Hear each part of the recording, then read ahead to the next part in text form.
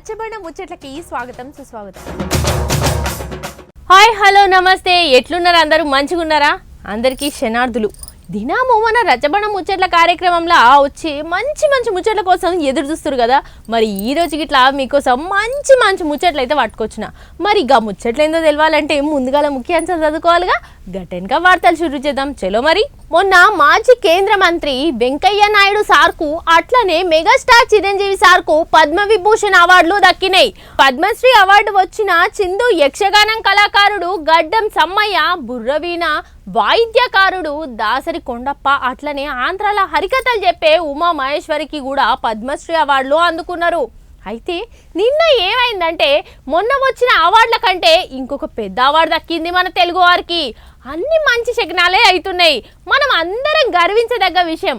ఇక ఈ అవార్డు ఎవరికి వచ్చింది, ఏం చేస్తే వచ్చింది అనే ముచ్చట తెలుసుకుందాం పారి. పివి సారు అప్పటి ఉమ్మడి ఆంధ్రప్రదేశ్ రాష్ట్రానికి ముఖ్యమంత్రి, ఎంపీ అయ్యిండు, సెంట్రల్ మంత్రి అయ్యిండు, ప్రధానమంత్రి అయ్యిండు. గల్లీకెళ్ళి ఢిల్లీకి పోయి తెలంగాణ మొట్టమొదటి బిడ్డ గీసారేనాయే.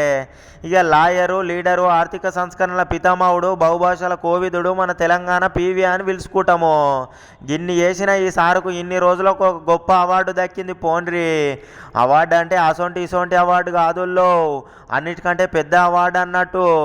ఇక సారు చేసిన సేవలకు, దేశానికి చేసిన సేవలను తలుసుకొని సెంట్రల్ వాళ్ళు ఈ అవార్డు ఇచ్చిర్రు అన్నట్టు.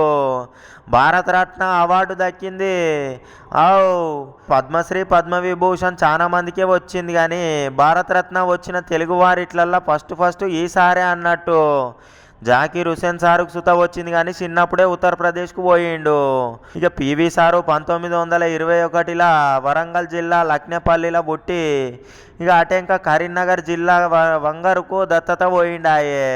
స్వాతంత్ర పోరాటం చేసి కాంగ్రెస్లో చేరి 20 ఏళ్ళు ఎమ్మెల్యేగా, మంత్రిగా పనిచేసిండు. మంత్రి కూడా అయ్యిండు.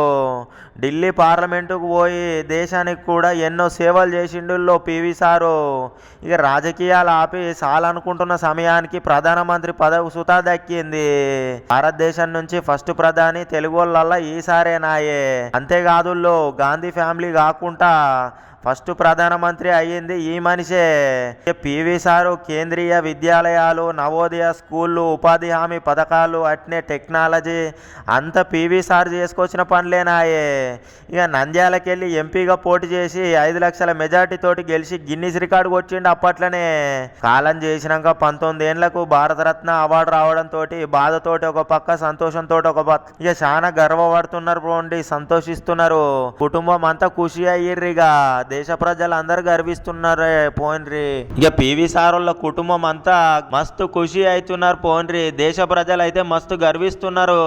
ఇక ఈ సార్తో పాటు పాత ప్రధాని చౌదరి చరణ్ సింగ్ సార్కు, అట్నే మొన్న కాలం చేసిన వ్యవసాయ శాస్త్రవేత్త స్వామినాథన్ సార్లకు భారతరత్న అవార్డులు దక్కినాయట. చూసిరు కదా ఇయాల్టి రచ్చబండ ముచ్చట్ల తీరు ముచ్చట్లు. మరి రేపొచ్చే రచ్చబండ ముచ్చట్లో మళ్ళీ కలుసుకుందాం. అంతవరకు సెలవు మరి.